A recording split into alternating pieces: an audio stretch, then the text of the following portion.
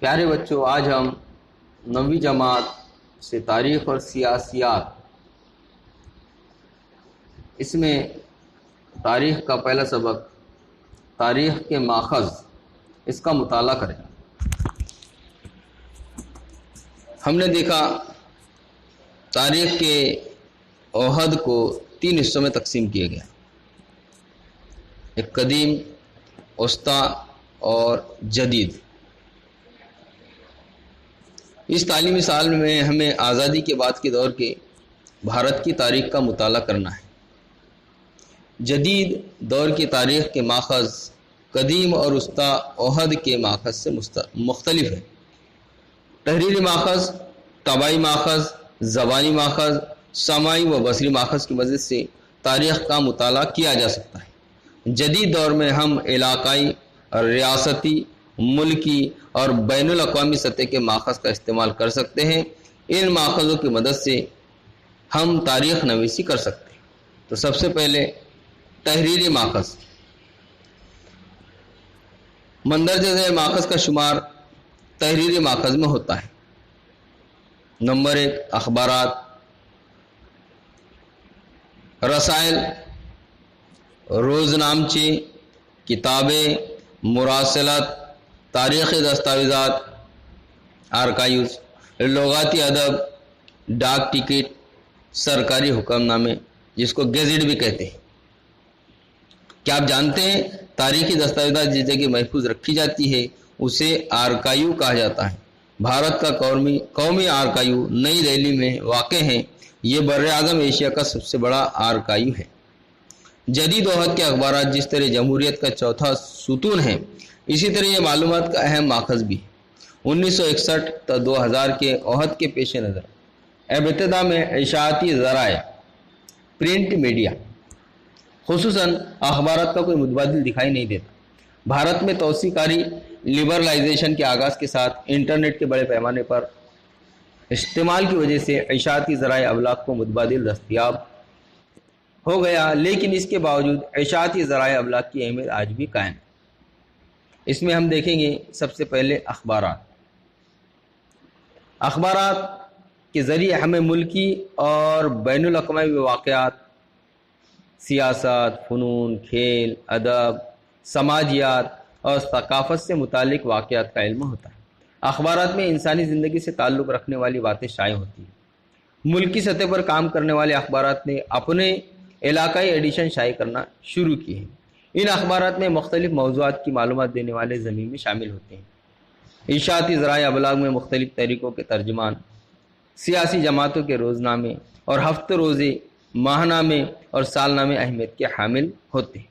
کچھ اخبارات سال کے آخر میں سال بھر میں وقوع پذیر ہونے والے اہم واقعات کا جائزہ لینے والے ضمیمے شائع کرتے ہیں، جن کی وجہ سے ہم سال بھر کے اہم واقعات کو سمجھ سکتے ہیں۔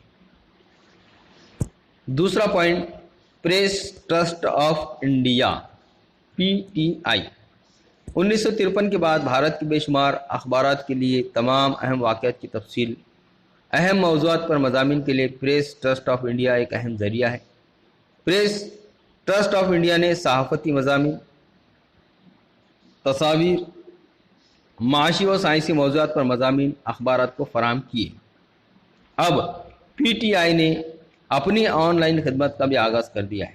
1990 کی دہائی میں PTI نے ٹیلی پرنٹرز کی بجائے سیٹلائٹ ٹیلی کاسٹنگ تکنیک کے ذریعے ملک بھر میں خبروں کی ترسیل کا آغاز کیا۔ جدید بھارت کی تاریخ نویسی کے لیے یہ ذکر نہایت اہم ہے۔ کیا آپ جانتے ہیں ذرائع ابلاغ میں بھارت سرکار کے اشاعتی شعبوں کی جانب سے شائع کیے جانے والے سالنامے میں دی جانے والی معلومات قابل اعتبار ہوتی ہے۔ مثلاً انفارمیشن اینڈ براڈ کاسٹنگ محکمے نے انڈیا 2000 کے عنوان سے سالنامہ شائع کیا۔ یہ سالنامہ تحقیق، حوالہ جات اور تربیت شعبے کے تحت تیار کیا گیا ہے۔ اس سالنامے میں زمین، لوگ، مقامی قومی علامتیں، سیاسی نظام، دفاع، تعلیم، ثقافتی واقعات، سائنس اور ٹیکنالوجی کے واقعات، ماحولیات، صحت اور خاندانی بہبود، سماجی بہبود، ذرائع ابلاغ، بنیادی معاشی معلومات، معاشی رصد، منصوبہ بندی، زراعت، آبی وسائل، دیہی ترقی، غذا و شہری رسد، توانائی، صنعت و تجارت، نقل و حمل، مواصلات، محنت، رہائش، عدل و قانون، نوجوانوں اور کھیلوں کے محکموں وغیرہ سے متعلق واقعات کا جائزہ اور ان پر عام مفید معلومات شامل ہیں۔ ان معلومات کی بنیاد پر تاریخ نویسی ممکن ہے۔ ڈاک ٹکٹ۔ ڈاک ٹکٹیں بذات خود کچھ نہیں کہتی، لیکن ایک تاریخ نویس ان سے کہلواتا ہے۔ بھارت کی آزادی کے بعد سے آج تک ڈاک ٹکٹوں میں مختلف تبدیلیاں واقع ہوئی۔ ٹکٹوں کے حجم کا تنوع، موضوعات کی اختراع، رنگوں کی آمیزش وغیرہ کی وجہ سے ڈاک ٹکٹیں ہمیں بدلتے وقت کے بارے میں معلومات دیتی ہیں۔ محکمہ ڈاک سیاسی رہنماؤں، پھولوں، جانوروں اور پرندوں، کسی واقعے کی سلور، گولڈن یا ڈائمنڈ جبلی، صدی، 2 صدی، 3 صدی کی تکمیل پر ڈاک ٹکٹ کا اجرا کرتا ہے۔ یہ تاریخ کا ایک انمول ورثہ ہوتا ہے۔ کیا آپ جانتے ہیں 1977 میں بھارت سرکار نے جال کوپر ڈاک ٹکٹ جاری کیا تھا۔ جال کوپر ڈاک ٹکٹوں کے موضوع پر عالمی سطح کے محقق تھے۔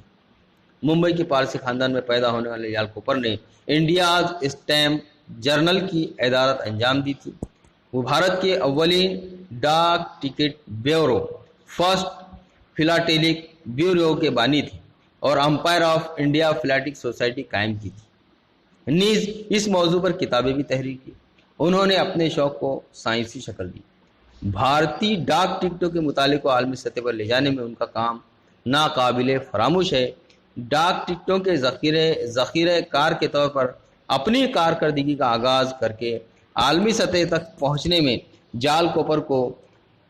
جال کوپر کی خدمات کو سمجھنے میں ان پر جاری کیا گیا ڈاک ٹکٹ اہم ماخذ ہے۔